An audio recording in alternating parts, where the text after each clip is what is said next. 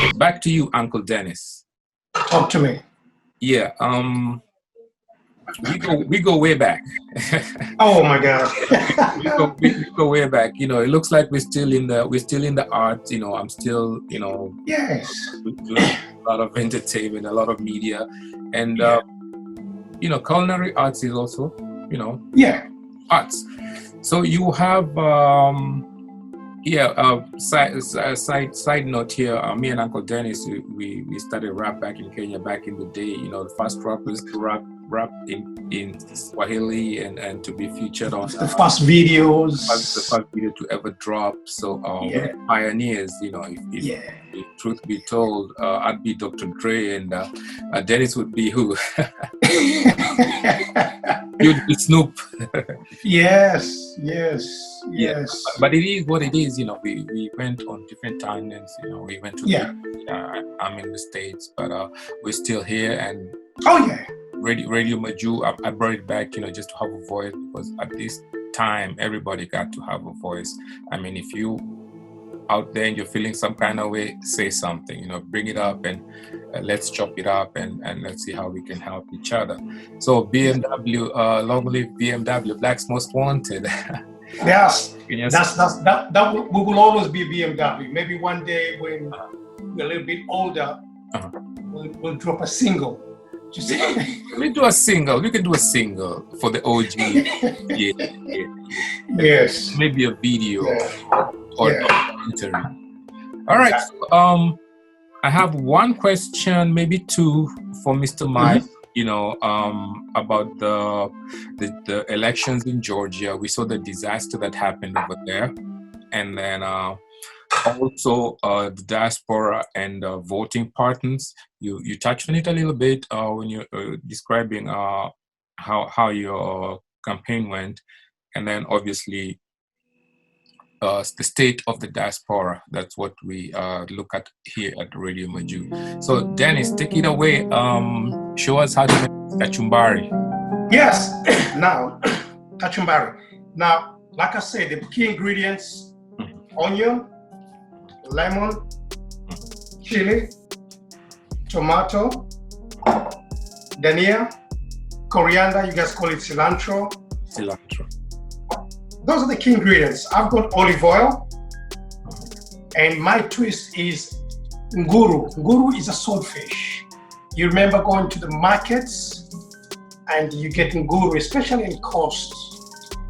It's a fish where they salt it, and in the coast where you guys don't have any money, you're mid-month-ish, all you have is sima, nguru, and chumvi. That's a meal for real. So that's a fish. It looks dry. Yeah, that's a dry fish. That is like it smells like hell, and and this is something that I asked somebody from Kenya who's coming over, say if you can get a small piece for me.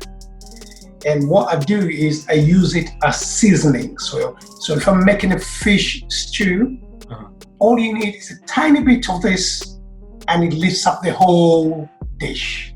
So is it for flavor? Yeah, I use it for flavor. Sometimes I grate it on a fish stew. Anything to do with fish, but you need tiny bit, and it kind of lifts up the dish. So I saw one Swahili woman in Sweden. She did a kachumbari, and she put ukwaju and tamarind, and I thought, I can do fish kachumbari, guru kachumbari, and she liked the idea, and I thought, okay, I'll come and do it, and I'll try and do it, So with the onions, what I've done, you slice your onions, and what I've done to it, I've put lemon, salt, and I've put a tiny bit of beetroot juice and red wine vinegar. What it does is the beetroot juice adds the sugar, natural sugars, and the red wine vinegar pickles it. And what I'm gonna do now is just add some lemon to get acidity going. Lima. Beetroot is just for the color. You see how vibrant it is? And that's the trick, because any food, you gotta use your 5 senses to eat. One of the senses is your vision. You see something, you say, wow, I like that. The color, you put some color in it. The color, give the vision. So all you're gonna do, there's no rocket science, is I'm gonna squeeze some lemon juice into it. That will give the acidity. Because it's salt and very vinegar, and it's been sitting for about half an hour, it's already pickled. What I'm gonna do right now is, I've got my tomatoes, they're all washed, in the tip of a knife, no wastage. That's the only thing I'm gonna throw away, you know? It's the eye of the tomato. And then what I'm gonna do, I'm gonna cut it, slice it. And everything is gonna be in slices, just like the onions, right? Yeah. So that's what we have.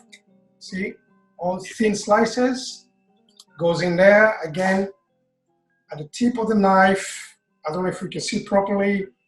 All you gotta do, roll the tomato. All you got is that tip. No wastage whatsoever. In the kitchen, we're trying to control the wastage. Again, with your knife and the knife skills, with your hands, be careful you don't cut yourself. Again, you go very thin slices of the tomatoes. That will go in there. Once I put my tomato there, I will get my red onion, which is all pickled, beetroot. Again, you kind of mix them together. And tomato, again, the small acidity of tomato and the fruitiness, because tomato is a fruit, it gives the freshness of the dish, you know? Then I'm gonna use what's called Scotch Bonnet. This is very famous in the Caribbean. I think ours were called habanos, the chilies, the red bird's eye chili. I think that's what we use in Kenya quite often. Obviously, we gotta be very careful with this. Again, everything into small slices. And what you can do with the chili as well, you can do same thing as you did with the onions. You can do the chili, lemon juice, and salt. And put tiny bit of coriander or cilantro at the last minute. Try it that with sima as a sauce. Believe me, it's a very good sauce. And I think this is called kiluma with our people from the coast, you know. So these things I'm kind of picking up, and I really want to work with ingredients that we have in Kenya and the tradition and the food techniques that we've seen our parents doing them. And then maybe it can be part of the dishes that we can introduce here. Like I said earlier, the reason why I picked this salad is because it takes me way back with my dad as we approach Father's Day. And I've done lots of cooking competition in Europe. And this was one salad which was well received in Europe. And it won the best salad in the United Kingdom. I think this was about 6 or 7 years ago. Kind of put me on the map, really. So you just took the Kachumbari and ran with it? What I did is actually I took a dish from Mombasa. Sweet potato cooked in cardamom and coconut. Then I did some roast pork. And the salad was Kachumbari salad, you know. Whoa. Now, you can actually see the colors. You know, I don't know if we can see the cameras correctly. Yeah. Once we have to this, at this point, I trust my seasoning. I can try a little bit.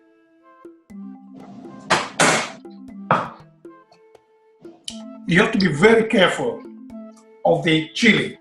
How are we gonna get to try it? Like, it looks so nice. I guess you just have to trust me.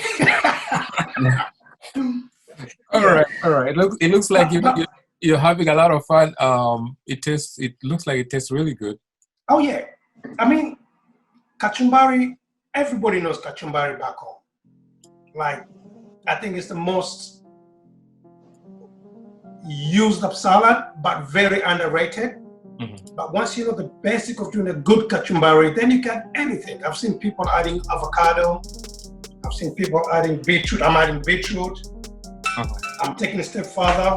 I've got swordfish. Once you have the swordfish, all you gotta do is flake it. You see how flaked it is? Yeah. And once you buy this, the trick is you buy, you soak in water for about a day. You take the excess salt out. You cover with a newspaper and you leave in oven for about 20 to 25 minutes. Did you say that's why you get in the open? No, you cover with wet newspaper. Okay. And then you bake it in oven for about 20 to 25 minutes. Wow, that's the trick. I think that's the trick right there. That's the trick. And that's why it becomes so flaky. And that becomes my seasoning. And believe me or not, this I will use it with the fish for the family tonight. There'll be trout. My kids are not going to eat this. They don't trust me with my cooking. That's one thing I've realized. They don't like the spiciness, or what's the situation? The things they don't know. Like this, when I brought it and I was so excited about it, they think it's too smelly. I mean, I have to really wrap it up that it smells like crazy. You know? So, but that's the secret ingredient right there. This is the secret ingredient. This is everything. I'm working with a lot of stuff, like I said, from back home, and I think we don't realize, or maybe sometimes we underrate where we come from and the value that we've learned growing up. Yeah. You know, you remember Mabuyu, like we used to Mabuyu. Yeah. But now Mabuyu, I've got it somewhere here. Mabuyu now, this is baba powder. This is my seasoning. And back home, I don't think up to now, this is very well marketed. It's got so many nutrients that is good for your body, you know. So I'm going to go back and do some lot of research, and I think we can start back home. And I'm glad you got a studio now, so maybe I'll come to Baltimore. We do something. Maybe we can start selling that mabuyu over here. You said it's a baobab tree, right? It's baobab tree. This the powder, and the trick. If you can get it, I think you get to. There's some shops, like chemists, they sell it here. All you gotta do just. They sell it like a treatment. Yeah, it's an ointment. It's a treatment. All you gotta do just add a tiny bit of sugar, and you can eat it the way it is. That's what we used to do. Yeah, that's what we used to do. Just some coloring. We just put some coloring, put it in a bag, and they sell it. They used to sell it to us. All right. But here I'm using it for thickening. I'm using it for seasoning. It's this kind of stuff, you know, the things that Western culture don't know about it, but it tastes good. This is what they like. Because with food, you're always learning. There's no chef who will know every single thing, you know. All right. So that is really very informative, and we learn about the Kachumbari from Chief Chef Uncle Dennis, all the way from the UK, aka Dennis Mwakulua. So let's not forget our other guests here, real quick, Mr. Mike. So my main concern right now is voter enfranchisement. I don't know if I'm saying that right. And we are getting to an election in November. Biden, maybe some other people have said that this is an election of a lifetime, something to that effect. So if Georgia or Atlanta, or not even mention the police killing, the recent police killing and all that, they're going to use like such tactics, you know, to discourage voters, especially minority voters, to go to the polls, or they're going to discourage mail-in voting. Don't you think we are heading into a disaster? And November is not far away; it's a couple of months away, and it's not looking pretty, at least from where I'm sitting.